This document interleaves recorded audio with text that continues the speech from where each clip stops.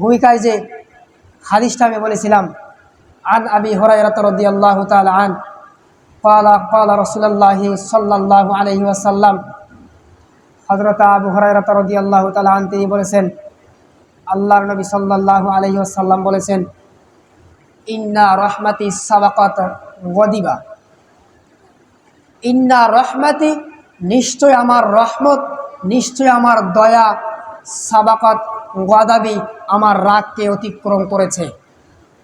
মানে আল্লাহ তাআলার যে রাগটা আছে তার চাইতে আল্লাহর দয়াটা অনেক বেশি।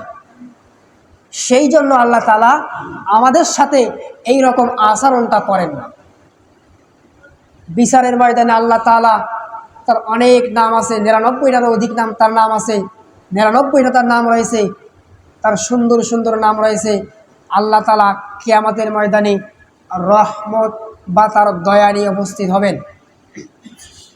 এখন আল্লাহ তাআলা যদি রাগ নিয়ে উপস্থিত হন, তাহলে কারো ক্ষমতা নেই আল্লাহর রাগকে উপেক্ষা করে জান্নাতে যাওয়ার। কারণ আল্লাহ সুবহানাহু ওয়া তাআলা তিনি কাল কিয়ামতের কঠিন দিনে তার অসংখ্য দয়া নিয়ে উপস্থিত হবেন। আমরা সকলেই জানি কিয়ামতের দিন প্রত্যেকটা নবী রাসূল, প্রত্যেকটা আলেম, প্রত্যেকটা মানুষ, প্রত্যেক ইমাম সবাই নিজের নিয়ে ব্যস্ত থাকবে। আল্লাহ বাঁচাও, আল্লাহ বাঁচাও, ইয়া নাফসি ইয়া নাফসি সবাই বলবে। না জানি আজকে আল্লাহ তাআলা আমার কি করে, কিন্তু তিনি ছিলেন নবী, আর নবী মাসুমুন, নবীগণ নিষ্পাপ।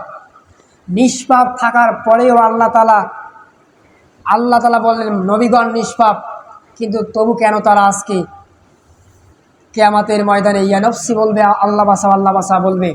একটা বার লক্ষ্য করেন, আল্লাহ তাআলা যাকে বিচারের কাঠগড়ায় প্রশ্ন করবেন যে আজকে তুমি আমার এই নিয়ামতের প্রশংসা তুমি কতটুকু করেছো হিসাব দিয়ে যাও। আমি তোমাকে যৌবন দিয়েছি, বার্ধক্য দিয়েছি, কৈশোর দিয়েছি, শৈশব দিয়েছি, তুমি হিসাব দিয়ে যাও। পৃথিবীর কোনো মানুষের ক্ষমতা নেই সে হিসাব দেয়, আল্লাহ যদি তাকে দয়া না করে। সুতরাং আমাদের সকলের উচিত আল্লাহ সুবহানাহু ওয়া তাআলার দয়াটাকে গ্রহণ করা, আল্লাহর দয়া আমরা কিভাবে পাবো সেই সন্ধান করা, তালাশ করা। আর যদি আল্লাহ তাআলা রাগ করে থাকেন, তাহলে আমাদের অবস্থাটা কেমন হয়ে যাবে? আমরা দুনিয়াতে হয়ে যাব লাঞ্ছিত, দুনিয়াতে হয়ে যাব বঞ্চিত, কাল কিয়ামতের কঠিন দিনে আমাদের অবস্থা হয়ে যাবে জাহান্নাম। সম্মানিত মুসলিম মুসল্লি,